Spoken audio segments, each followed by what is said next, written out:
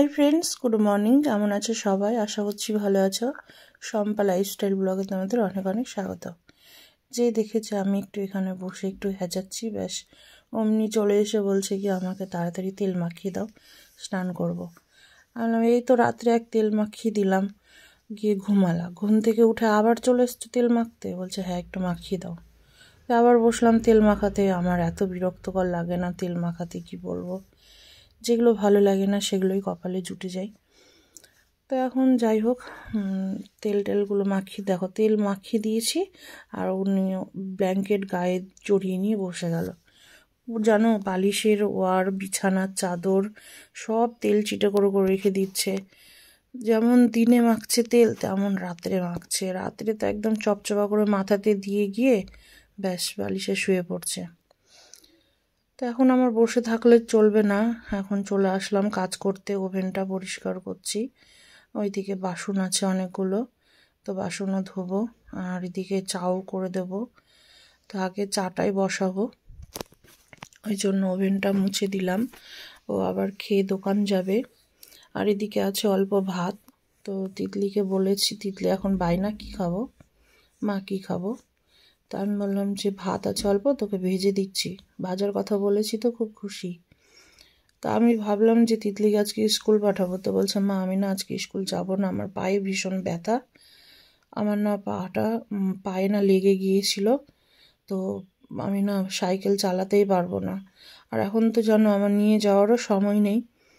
তো আমি বললাম থাক তাহলে আজকে আর যেতে হবে না। আর বলছে ক্লাস হয় না এখন, যতদিন না স্কুলে স্পোর্টস হবে ততদিন না ওই ক্লাস হবে না। তো আমি বললাম ঠিক আছে তাহলে যাস না। তো আমাকে বলছি ভাত ভাজাতে না আলু দিও। তো আমি আবার দেখো অল্প করে একটু তেল দিয়ে একটা আলু কুচি আর পেঁয়াজ একসাথে দিয়ে দিয়েছি, কাঁচা লঙ্কা, একটু লবণ আর হলুদ দিয়ে। হলুদটা দিলেও চলে, না দিলেও চলে, কিন্তু আমি একটু হলুদ দিলাম। তো এবার এখন ভাতটা আছে, একটু ভালো করে ভেজে টেজে ওকে দিয়ে দিই। ও আবার খেতে খেতেই দিন পার করবে।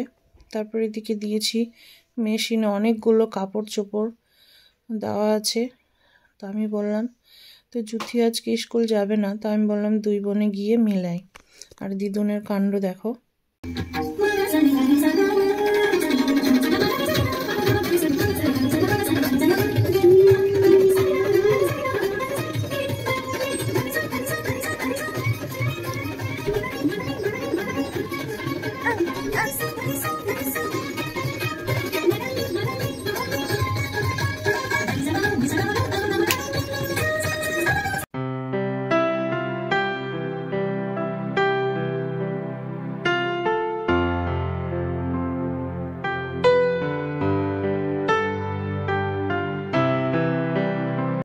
ওর বাবা নিয়ে এসেছিলো ডবল কুসুমের ডিম। তো ডিমগুলোর সাইজ এত বড় বড়। তো যাই হোক, আমার না ডবল কুসুমের ডিম একটুও ভালো লাগে না, মনে হচ্ছে স্বাদ লাগে না। সিঙ্গেল কুসুমের ডিমটা তাও ভালো লাগে, কিন্তু ডবল কুসুমের ডিম একদমই স্বাদ লাগে না। তার জুথি শুধু যে ডবল কুসুমের ডিম খাবো, মানে দুটো কুসুম থাকছে যে, ওই জন্য। তো এখন ডিমগুলো সেদ্ধ করে নিয়ে এখন দেখো ভেজে নিচ্ছি একটু লাল লাল করে। আজকে আমার কী যে হয়েছে বলছি না, মাথাটা ঠিক নেই, উল্টো পাল্টা আজকে রান্না বান্না করছি জানো তো। তো ডিমগুলোকে ভেজে নিয়ে আলুটাও ভেজে নিলাম।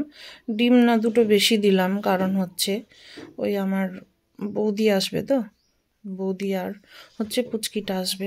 ফোন তো করেছিল সকালে, বললো যে শম্পা আমি যাব বিকেলে, থাকবো রাত্রে। তো আমি যেহেতু দুবেলা রান্না বান্না করি সেই জন্য একটু বেশি করেই ডিমটা করে নিলাম। তো রাত্রে আমরা খাবো, ওরা দেখবে, ওই জন্য। এখন আমি দেখো তেলের ওপরে জিরে ফোড়ন দিয়ে পেঁয়াজ আর রসুন দিয়ে একটু লাল লাল করে ভেজে নিয়ে টমেটোটা দিয়ে একটু ফ্রাই করব কি। তো টমেটোটা দিতে ভুলে গিয়েছিলাম, মশলা দেওয়ার পরে আমি দেখো টমেটো দিয়েছি। তো যাই হোক, এটাও কষানো যায়, এইভাবেও কষানো হয়ে যায়। তো এখন আমি কি করেছি এখানে ভুল বলো তো, পুরো রান্নাটাই করেছি লবণ ছাড়া। জানি না কেন বলছি না, আজকে মাথায় আমার ঠিক নেই। তো কষানো হয়ে গিয়েছিল মশলাটা, তারপরে আলু দিয়ে একটু কষে একটু জল দিচ্ছি, কারণ আলুটা তো আমি ভেজেছি, সেদ্ধ করিনি। তো সেই জন্য একটু জল দিলাম, আলুটাও সেদ্ধ হয়ে যাবে। তো জলটা আমি এখানে একটু বেশি দিয়েছি, সুন্দর করে ফুটাবো, ফুটিয়ে ফুটিয়ে শোকাবো, এটারও একটা টেস্ট ভালো হয়। তো আমি সবই করছি দেখো, লবণটাই দিতে ভুলে যাচ্ছি। দিয়ে লাস্টে জানো তো তরকারিটা যখন হয়ে গেছে তখন মনে পড়ছে মা আমি তো লবণই দিইনি, দিয়ে ঝোলটা না ডিমটা না কষা কষাই করেছিলাম জানো, দিয়ে আবার পরে না জল ঢেলে দিয়েছিলাম, দিয়েই ঝোলটা বেস্বাদ হয়ে গেছে, মানে পানসা পানসা লাগছিল। খাওয়া দাওয়া করে এই যে বসলাম, প্রচুর কাজ ছিল, এক বালতি কেচে দিলাম, তারপরে হচ্ছে চুলে শ্যাম্পু করলাম, বাথরুমটাও পরিষ্কার করলাম, দিয়ে খাওয়া দাওয়া করে এই যে তিতলিকে একটু পড়াটা দেখিয়ে দিলাম, পড়তে বসেছে দুই বোনে, কিন্তু দিদুন ভীষণ পরিমাণে জ্বালাচ্ছে। একটু আচার খাবো, আমার আচার খেতে ইচ্ছে করছে, ওই যে তেঁতুলের আচার নিয়ে এসছে ওর বাবা, সেই আচারটা খাবো, খাই একটু বসে বসে, আর তিতলির পড়াগুলো একটু দেখি। আর এদিকে দিদুন এত জ্বালালে পড়বে কি করে। ও একটা ব্লাউজ এসছে, চলো ব্লাউজ মানে জুথি যে ব্লাউজটা এর আগে দেখছিল, অর্ডার দিয়েছিল, তো সেটা আজকে এসছে, তো তোমাদেরকে দেখাই ব্লাউজটা কেমন।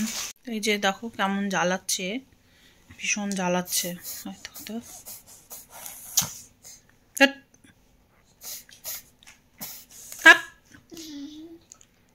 কাদ কাদ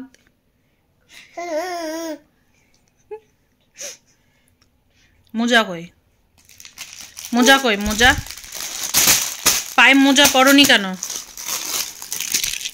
পায়ে মোজা কই, কি পায়ে মোজা কই, কই কই কোথায় আছে, কোথায়, তুমি ওই বুড়ো বরের কাছে মোজা ফেলে এসছো, নিয়ে আসলাম, যে এই যে মোজা পরো, পড়বে দেখো, বুঝলি বাপলি, বাপরে কি কিউট লাগছে, দেখো দেখো দেখো দেখো, এদিকে দেখো, এদিকে দেখো, আমার দিকে দেখো, দেখো দেখো আমি কত কিউট, পারে না করতে, দেখো দেখো আমি কত কিউট, এই গালে হাত দিতে, গালে।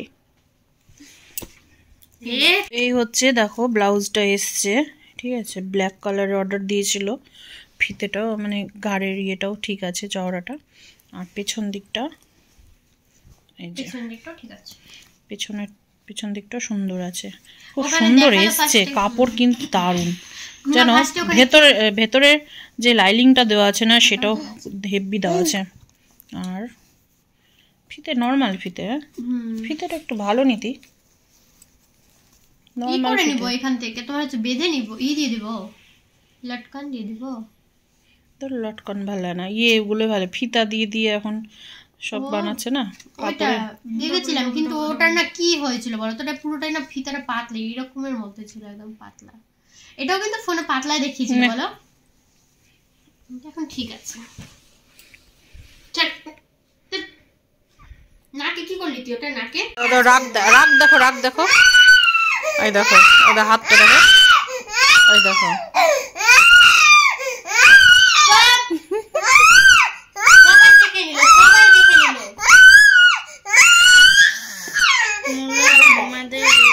আচার খেলো, আচার আমার সাথে আরো চাইছে আচার, আয় না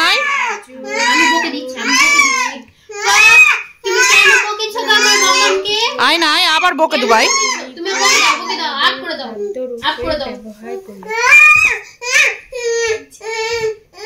নিচে নামাস না, খালি পায়ে আছে,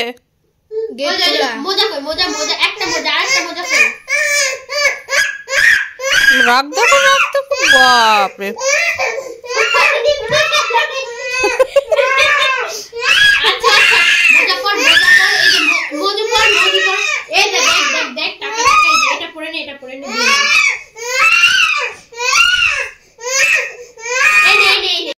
রান্না করতে করতে একটু মানে চাল ভিজিয়ে রেখেছিলাম, তো তার ফাঁকে ফাঁকেই চালটা গুঁড়ো করে নিয়েছি, গুঁড়ো করে চেলে নিয়েছি, ওই যে সরা নিয়ে এসছি না, তাই সরা পিঠে করব। তো এখানে দেখো আমার বর কত কি নিয়ে এসছে, বলছে 10 টাকা করে না, ওই ফুলের গাছগুলো পেলাম নিয়ে আসলাম, যে লাগানোর তার জায়গাই নেই। এখানে দেখো বেগুন করেছি, তো 5 কিলো বেগুন নিয়ে চলে এসছে, তারপরে নিয়ে এসছে কাঁচা লঙ্কা, আছে শিম, আবার এর মধ্যে বেগুন, 5 কিলো বেগুন এখানে আছে বলো তো? আমার তো ফ্রিজেও ধরবে না। ফ্রিজে আগে থেকে অনেক সবজি আছে। ধনেপাতা আনতে বলেছিলাম, ধনেপাতা নিয়ে এসছে। ধনেপাতা, কাঁচা লঙ্কা ঠিক আছে, শিম ঠিক আছে, কিন্তু বেগুনটাই 5 কিলো নিয়ে চলে এসছে। আর এদিকে নিয়ে এসছে আলু। ফ্রিজে জানো তো কাঁচা লঙ্কার বেগুন বেশি দিন থাকলে বেগুনের বিচিগুলো কালো হয়ে যায়, আর কাঁচা লঙ্কার ওপরের গাটা ভালো থাকে, আবার ভেতরে বিচিগুলো একদম কালো হয়ে যায়। এখানে নিয়ে এসছে ওই যে কক হয় না, মুরগির একটা জাত থাকে যে কক, সেই কক। তো কক খেতে কিন্তু বেশ ভালোই লাগে জানো। তো আমি বলেছিলাম অনেক দিন থেকে তো আনা হয়নি, তো নিয়ে আসিও, তাই 8 মাইল গিয়েছিল, নিয়ে এসছে। এখানে এখন আমি দেখো দুধ দিয়ে গুড় দিয়ে বসিয়ে দিয়েছি। এখানে আমার কত বড় একটা ভুল হয়েছে দেখো, এই যে আমার এই সরাটা দেখো ভেঙে গেল মাঝখান থেকে একদম। আমি না ধুচ্ছিলাম একটু চেপে ধুচ্ছিলাম, ওই যে মাটিগুলো উঠবে তো সেই জন্য। লাস্টে কি করব, বরকে বলাতে বর আবার কোথায় থেকে আবার একটা জোগাড় করে এনে দিল। তো এখন আবার এটাকে আবার এখন ভালো করে ধুতে হবে। আমি না ছেড়েই দিতাম, আজকে করতাম না, আমার মনটাই খারাপ হয়ে গেছিল। কারণ হচ্ছে ওই যে গুড় দিয়ে দুধ দিয়ে না আমি জাল দিয়ে দিয়েছি। আর এখানে আমি ব্যাটারটা করে নিয়েছি দেখো এইরকম। তো একটু মনে হচ্ছে গাঢ় লাগছে, তো একটু সামান্য পরিমাণে জল দিয়ে, একটু মানে হালকা একটু জল দিয়ে পাতলা করব। তো দেখো এই যে অল্প একটু আমি জল দিচ্ছি, এই যে ব্যাস, আর দেব না, নাহলে জিনিসটা ভালো হবে না। তো এখন আমি একটা একটা করে ভাজবো।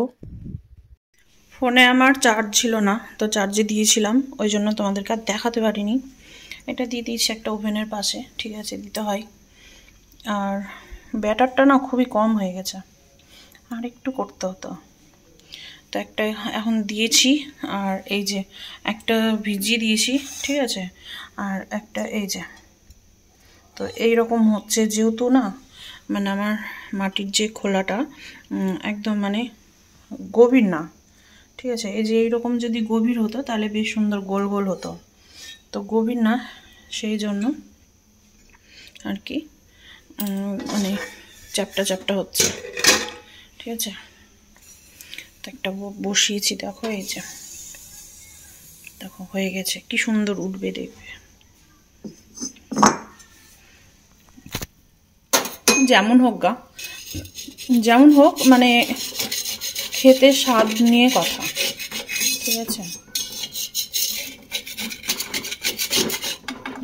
তোমাদেরকে দেখাতে গিয়ে ফের লেগে গেল, কি জ্বালা হয়, এই হয়,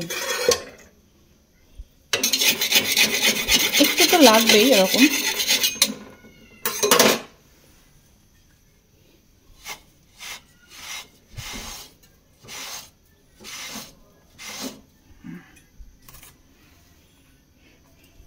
আমি তখন প্রথমে একটু অয়েল দিয়েছিলাম, মানে একটু অয়েল ব্রাশ করে দিয়েছিলাম, তারপর একটু দিলাম ওই মানে যে বেগুনের যে এই যে বেগুনের যে বোটাটা আছে ওটা দিয়েই।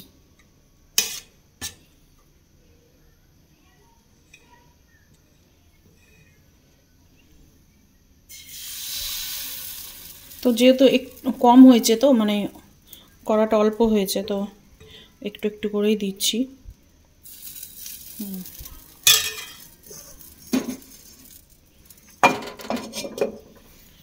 এবার একটু জল ঘুরিয়ে দেব। জলটা কেন দিতে হয় আমি নিজেও জানি না, মাকে দিতে দেখতাম, তাই আমিও দিয়ে দিলাম।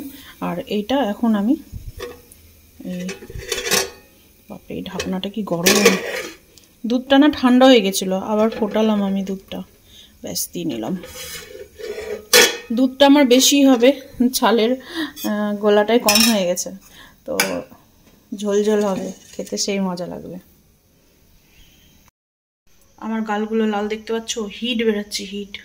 কেন যে ঠান্ডাতে হয় এরকম বুঝতেই পারি না। বাইরে গেলে তো ভাববে কি আমি মেকআপ করে এসেছি, মনে হচ্ছে একদম হিট বেরায়, একবারে মানে তাপ বেরায় ভীষণ ভীষণ, মনে হচ্ছে আগুনের গোলা এরকম। তো দেখো কিভাবে লাল হয়ে গেছে। আগুনের কাছে থাকলেও হয়, এমনিও হয়, টেনশনেও হয়, এই ঠান্ডাতেই হবে এরকম, তারপরে আবার গরমে হবে না। তো যাই হোক, আমার বৌদি, মেজো বৌদি আর মেজো বৌদির মেয়ে ডিকু, ওকে আমরা ডিকু বলে ডাকি, হ্যাঁ আদর করে ডিকু। তো আসার কথা ছিল, তো এখন আসছি কি না কি জানি। বললো তো একবার বিকালে যে যাচ্ছি তোমার বাড়ি, থাকবো আজকে গিয়ে। তাহলে হ্যাঁ আসো, তো কই আসছে কি জানি। ফোনটা না আবার চার্জে দেবো, তো একটু চার্জ হয়েছিল বলে আমি তোমাদেরকে আবার দেখাতে আসলাম। তো চলো ফোনটা না চার্জে দিয়ে দিই। এখন বাজে রাত্রি 11:30 বেজে পার, আর শরীর ভীষণ টায়ার্ড হয়ে গেছে। অতক্ষণ ধরে পিঠে ভেজেছি, তারপরে হচ্ছে রুটি ফুটি করেছি, সবকে খেতে দিয়েছি। বৌদি এসছে ডিকুকে নিয়ে, তো বৌদিকে পাঠালাম ওপরের ঘরে ঘুমাতে। আর এই ঘরে এখন হচ্ছে ওর বাবা নিচে বিছানা করলো, বলছে আমি নিচেই ঘুমাবো, ওপরে ঘুমাবো না। আমি জুথি ওর বাবা এই ঘরে, আর তিতলিকে ওপরের ঘরেই দিলাম বৌদির কাছে, ওখানে ঘুমাক। অনেক ভিডিও করতে পারিনি, অনেক কিছু করতে পারিনি, ঠিক আছে, খুব ব্যস্ত হয়ে গিয়েছিলাম, অনেক কিছু শেয়ার করবো ভেবেছিলাম, করতে পারিনি। বাসন টাসন যা বেরিয়েছিল সব ধুয়ে টুয়ে গুছিয়ে টুছিয়ে দিয়ে এখন চলে আসলাম ঘুমাতে। 11:30 বাজে, তো ঘুমিয়ে পড়ি। সকাল সকাল আবার উঠতে হবে। এডিট যে কখন করব আমি নিজেও জানি না, কারণ হচ্ছে ওর বাবা আছে ঘরে, এডিট করতে দিবে কিনা ভোরবেলা বলতেই পারছি না। তো চলো ব্লগটা আজকে এখানে শেষ করছি। সবাই ভালো থেকো, সুস্থ থেকো, সাবধানে থেকো। দেখা হচ্ছে আবার নেক্সট কোনো ব্লগে। আজকের মতো tata, bye bye, good night.